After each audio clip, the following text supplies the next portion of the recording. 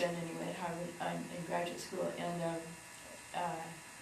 he, I think, adored Kurt and really sort of followed and wanted to know more about Dresden, and did go back there and teach it, and is really interested in talking to German, those who survived, who yet alive from that war, talking to others who remember that war, and who remember the city, because the city has completely changed now from what it was at Prairie. Well, they tried to as faithfully as they could rebuild the Frauenkirche. And Yeah, the Springer he thought that church should have been left down. He did not like that church. That was the only bad thing he ever said about it. He did not like the church. But he didn't like the church, period. And I mean, he was skeptical about religion. But I didn't ever push him on that, so I don't know why he did not like that church. But he said he thought it should have been like the way it was. I can't tell you why. I don't know. That's good questions. Those are good ones. No one has ever asked me about his mom and the significance of that on Mother's Day. It's a huge question. I think it's very important indeed. Yeah. Anybody else? Yeah. I just started reading some things that he wrote. I became interested in him, and I'm kind of reading between the lines. Did he have kind of a cynical view of people and the world, and balanced by the sense of humor that he had? Yeah. It's cynical, or at least satiric. Yeah, he did. I think particularly he liked honesty, and he liked people who didn't try to pretend something that they weren't. So hypocrisy was kind of in his... It just kind of blows me away that I went to Iowa City about the same time that he was there, and I remember we used to call them the tin huts, and the writer's workshop was right by the Memorial Union, Right. and people used to leave their short stories in this little cubbyhole thing, Right. and I used to get them and read them. Oh, you did! So cute! Oh, that's a hoot. And I had some friends that were, I think they were in the Master of Fine Arts. I had one friend that was in the art school there, but I used to read those stories, and I always thought, I wonder if I could write something like this. So cute. Yeah, so it just kind of blew me away, because it was, I'd say, about 15 years ago that Kurt Vonnegut came to what is Marycrest in Davenport. I'm from Davenport. Yes. Right.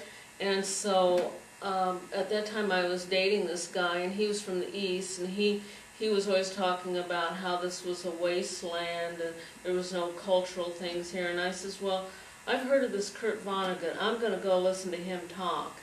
And he said, well, I got to play racquetball. And I says, I'm telling you something, I never want to hear you say that this is a cultural wasteland.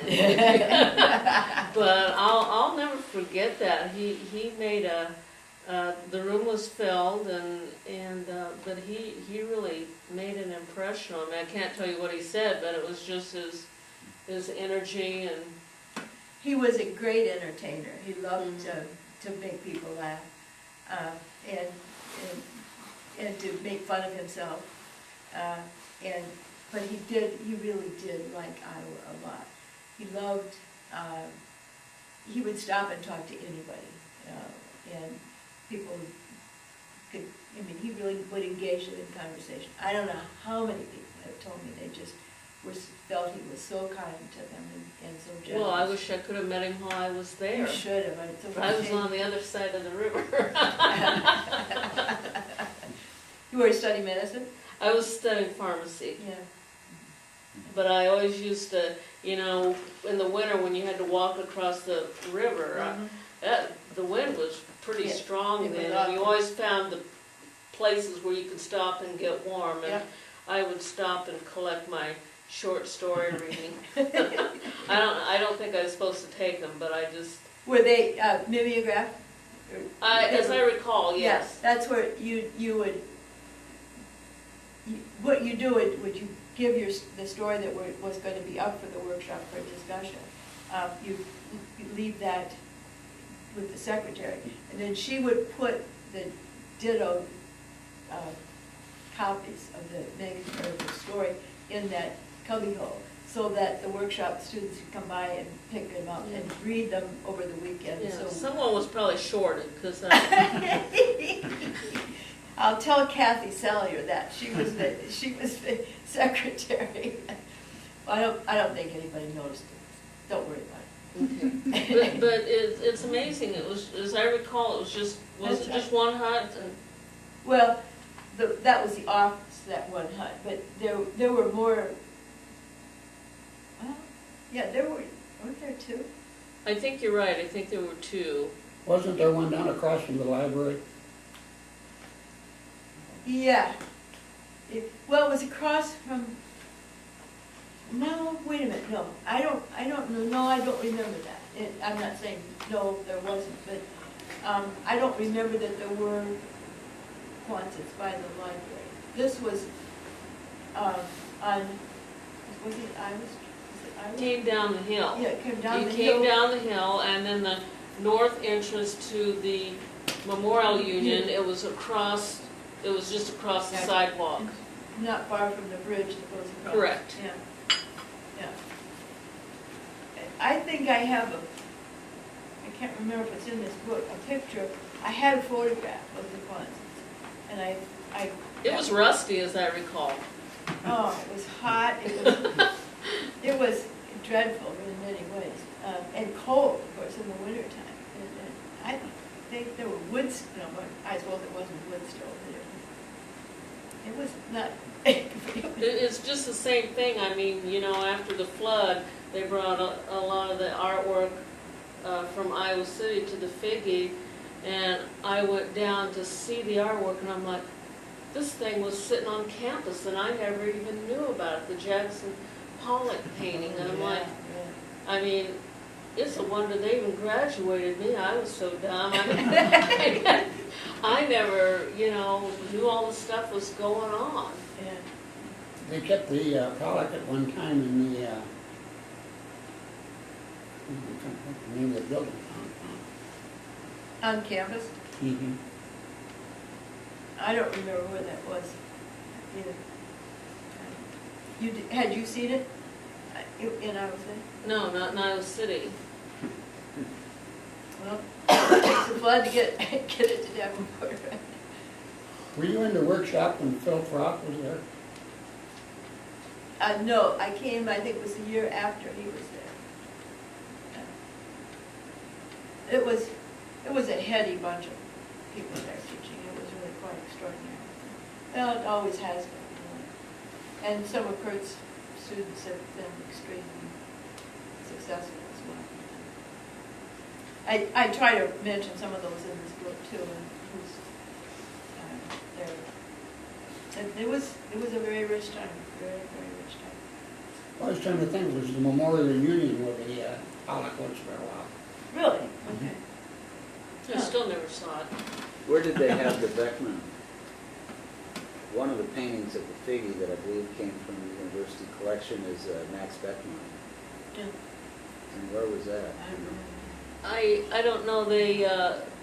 They've been having an art talk every Thursday night that I've gone to, and they feature a painting each Thursday night and explain it for people like me. And the name's familiar to me, but that Jackson Pollock I like that real well, and rather fond of that blue Matisse they have there too. So. Yeah. Well, are you going to keep them down there, you think? Well, eventually, aren't they going to rebuild these buildings? And That's going to be a long time now, given yeah. the budget of Iowa. But you know, when I went to school in Iowa City, that first year I went to school, down there where the Hancher Auditorium was, that was nothing but a swamp. It was a I swamp. must confess, I'm somewhat baffled why a major university that has a geology department, has an engineering department, and so forth, with people that are very well qualified to tell them about what happens in floodplains, would not raise a major Oh, that objection. building looks so beautiful to on the building. river. Well, maybe it looked nice, but, you know, You know, people We see think what about happens there. aesthetics and always think, oh, this can't happen. It's right up to the bank right Yeah. now, even today. That's, I mean, if a university can't do it right, how can you expect the rest of society to, well, they're not gonna rebuild the art gallery there anyway.